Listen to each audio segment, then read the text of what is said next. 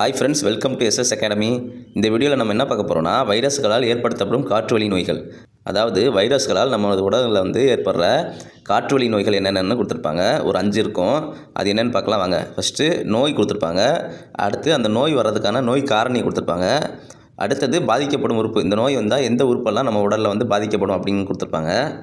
அடுத்தது அறிகுறிகள். இந்த நோய் வந்தால் எந்த அறிகுறிகள் இருக்கும் அப்படிங்கிறது கொடுத்துருப்பாங்க. இது எல்லாமே முக்கியம்தான். இது என்னென்னு பார்க்கலாம் வாங்க. ஃபஸ்ட்டு நோய் என்னது? சாதாரண சளி. நமக்கு அடிக்கடி வரும்ல, இந்த சாதாரண சளிக்கு வர்றதுக்கான காரணம் என்னென்னா, ரைனோ வைரஸுங்கிற நோய் காரணி தான் காரணம். எந்த உறுப்பு பாதிக்கப்படும் அப்படின்னா, மேல் சுவாச பகுதி, மேல் சுவாச குழாய் பகுதி. இதுதான் இந்த சாதாரண சளி வந்துச்சுன்னா பாதிக்கப்படும் உறுப்பு. ஸோ இதுக்கு அறிகுறி என்னென்ன நமக்கே தெரியும். காய்ச்சல், இருமல், தும்மல், தலைவலி இதெல்லாம் வரும் சாதாரண சளிக்கு. ஸோ முக்கியமாக என்ன பார்த்துக்கணுன்னா, இந்த நோய் காரணியை பார்த்துக்கணும். சாதாரண சளினா ரைனோ வைரஸ். அடுத்தது இன்ஃப்ளூயன்ஸா. ஸோ இன்ஃப்ளூயன்ஸா நோய்னா அது வர்றதுக்கு காரணம் மிக்சோ வைரஸ்னால தான் வருது. ஸோ மிக்சோ வைரஸ்னால என்ன நோய் வருது? இன்ஃப்ளூயன்ஸா. பாதிக்கப்படும் உறுப்பினது சுவாச குழாய் தான் இதுலேயும். ஸோ அறிகுறிகள் என்னென்னா, இதுவும் அதே மாதிரி காய்ச்சல், இருமல், உடல் வலி, தொண்டை வலி, மூச்சு திணறல். இதெல்லாம் இந்த இன்ஃப்ளூயன்ஸா வந்துச்சுன்னா நமக்கு அறிகுறிகளாக இருக்கும். அடுத்தது தட்டம்மை. தட்டம்மை. இந்த தட்டம்மை நோய்க்கான நோய் காரணம் என்னென்னா, ரூபெல்லா வைரஸ். ரூபெல்லா வைரஸ் தான் தட்டம்மைக்கு காரணம். ஸோ இதுலேயும் பாதிக்கப்படும் உறுப்பு சுவாச குழாய். ஸோ இதுக்கும் அறிகுறிகள் என்னது? இருமல், கண் சிவப்படைதல், தும்மல், தோல் தடிப்புகள் இதெல்லாம் ஏற்படுறது தட்டம்மை. ஸோ முக்கியமாக இந்த நோய் காரணிகளை படுத்துக்கங்க. அதாவது சாதாரண சளினா ரைனோ வைரஸ், இன்ஃப்ளூயன்ஸானா மிக்சோ வைரஸ், தட்டம்மைனா ரூபெல்லா வைரஸ். ஸோ நெக்ஸ்ட் நம்ம பார்க்குறது பொண்ணுக்கு வீங்கி. பொண்ணுக்கு வீங்கி நோய்க்கு காரணி என்னென்னா, மிக்சோ வைரஸ் பரோடிட்டிஸ்.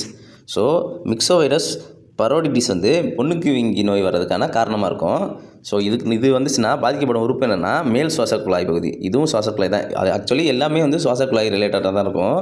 ஸோ அறிகுறிகள் என்னென்னா, கண் உமிழ்நீர் சுரப்பி பெரியதாகுதல், தாடை அசைத்தலில் சிரமம். இது ரெண்டும் பொண்ணுக்கு வீங்கிக்கு அறிகுறிகள். கண் உமிழ் சுரப்பியில் பெரியதாக இருக்கும். அடுத்து தாடை அசைக்கும் போது அது கஷ்டமாக இருக்கும் அப்படின்னு சொல்லியிருக்காங்க. அடுத்தது சின்னம்மை. ஏற்கனவே தட்டம்மை பார்த்தோம், இப்போ சின்னம்மை. ஸோ சின்னம்மை வர்றதுக்கான காரணம் என்னென்னா, வாரிசெல்லா ஜோஸ்டர் வைரஸ். வாரிசெல்லா ஜோஸ்டர் வைரஸ் சின்னம்மை வர்றதுக்கு காரணமாக இருக்கும். ஸோ இதுலேயும் பாதிக்கப்படுற உறுப்பு சுவாச குழாய் தான். அறிகுறிகள் என்னென்னு பார்த்தீங்கன்னா, தோலில் ஏற்படும் வீக்கம், காய்ச்சல், அசதி இதெல்லாம் சின்னம்மை வர்றதுக்கு அறிகுறி. ஸோ நெக்ஸ்ட் என்ன பார்க்க போகிறோன்னா, வைரஸ்களால் ஏற்படுத்தப்படும் நீர்வழி நோய்கள். ஆல்ரெடி நம்ம பார்த்தது காற்றுவழி நோய்கள். இப்போ நம்ம பார்க்குறது நீர்வழி நோய்கள். ஸோ காற்றுவழி நோய்களில் 5 நோய் பார்த்தோம். நீர்வழி நோய்களில் 3 நோய் கொடுத்துருக்காங்க. அது என்னென்னு பார்க்கலாம் வாங்க. ஃபஸ்ட்டு ஒன்று போலியோ மைலிடிஸ். போலியோ மைலிடிஸுங்கிற நோய் வர்றதுக்கு காரணம் என்னென்னா, போலியோ வைரஸ். இது ஈஸி தான். போலியோ மைலிடிஸ் நோய் வர்றதுக்கு காரணம் போலியோ வைரஸு. ஸோ இது வந்துச்சுன்னா பாதிக்கப்படும் உறுப்பு என்னென்னா, மத்திய நரம்பு மண்டலம் தான் பாதிக்கப்படும். போலியோ மைலிடிஸ் நோய் வந்துச்சுன்னா மத்திய நரம்பு மண்டலம் பாதிக்கப்படும். அறிகுறிகள் என்னென்னு பார்த்தீங்கன்னா, கைகால்களில் வாதம் ஏற்படுதல். அதாவது கைகாலில் வாதம் ஏற்படும். இதுதான் போலியோ மைலிடிஸ் நோய் வர்றதுக்கான அறிகுறியாக இருக்கும். அடுத்த ஒன்று ஹெப்பாடைட்டிஸ் ஏ. ஹெப்பாடைட்டிஸ் ஏ வியாதி வந்துச்சுன்னா இதுக்கு காரணம் என்னென்னா, ஹெப்பாடைட்டிஸ் ஏ வைரஸ் தான். பேர்லேயே இருக்குது. ஹெப்பாடைட்டிஸ் ஏனா ஹெப்பாடைட்டிஸ் ஏ வைரஸ் தான் அதுக்கு காரணம். பாதிக்கப்படும் உறுப்பு என்னென்னா, கல்லீரல் வீக்கமடையும்.